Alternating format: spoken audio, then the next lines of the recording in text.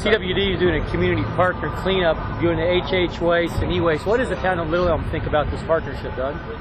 The town of Little Elm has partnered with CWD for several years in regard to our municipal waste disposal.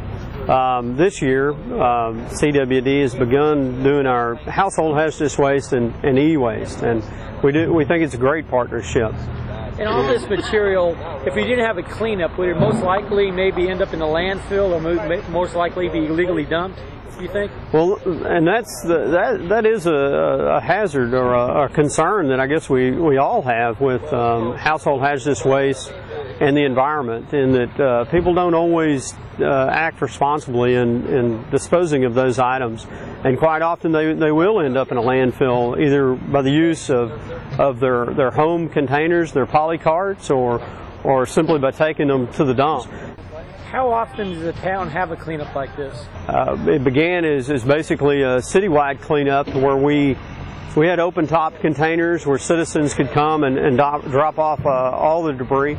Everything went to that single or those single dumpsters. Through the last 7 or 8 years, we've expanded that such that now we try to recycle a lot of items at these semi-annual cleanups. CWD has been servicing the town of Little Elm since 1998. We've been community partners doing a community cleanup twice a year. Why do you think that's important? What type of materials are diverted, Brandon?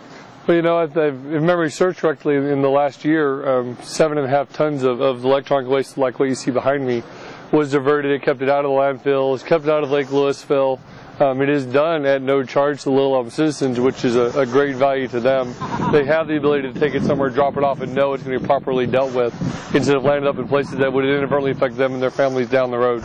It is keeping these things out of the landfill, and without the right partnership in place, you couldn't really pull this off. It does take a number of people to coordinate this style effort when we're out here on the job scene like this trying to get it all accomplished. So those relationships are extraordinarily important.